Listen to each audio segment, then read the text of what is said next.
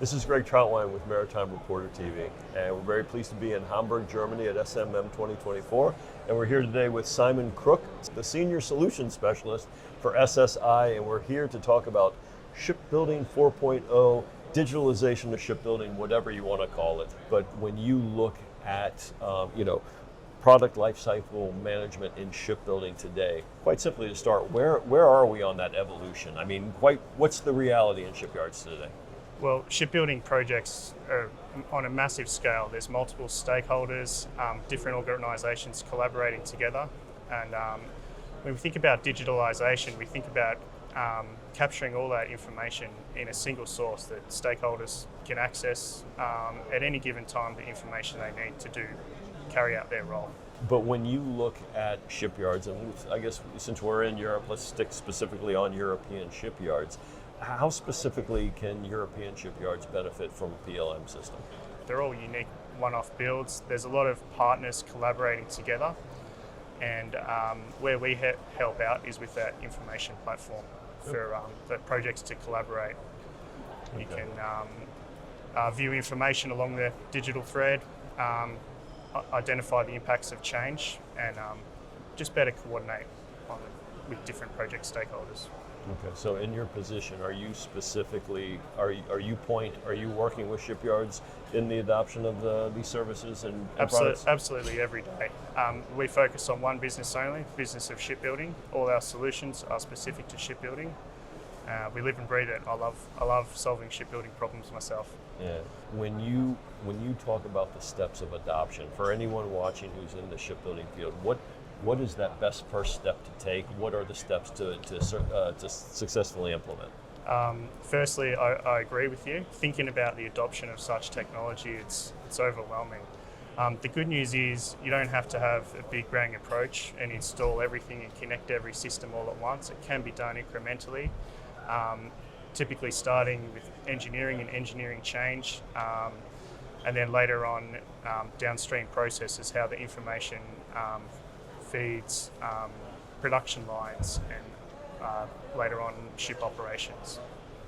Yeah, no, I mean, it's interesting because, as you know, every shipyard's a little bit different. If it's a Navy shipyard, if it's a commercial shipyard, everybody has their own unique way of doing Absolutely, things. they have their own processes, and even deliverable documentation can vary a little bit between shipyards depending on what their production are comfortable with.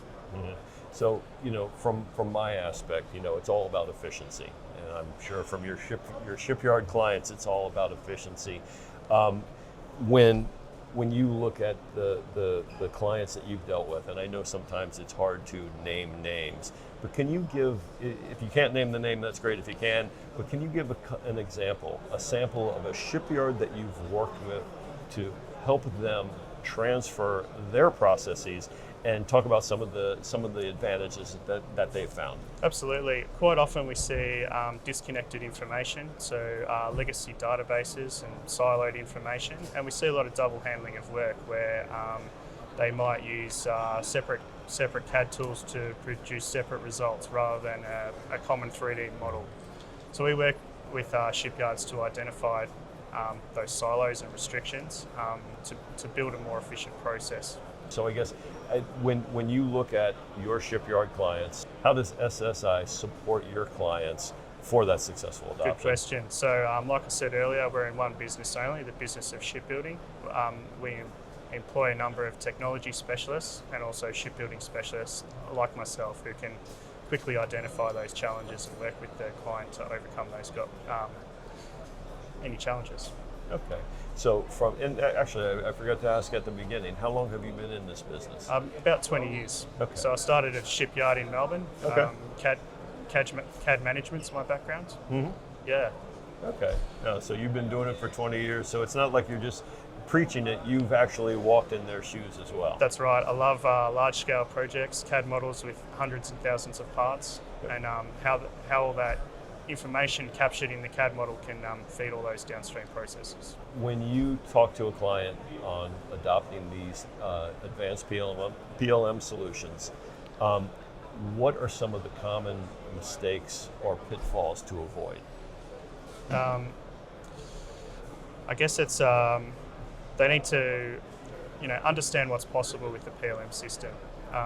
It's all good to say you want to have one because it's a must-have technology, but you really need to understand how project stakeholders access the information they need to do their job, and then configuring the PLM system to suit those workflows and those information requirements.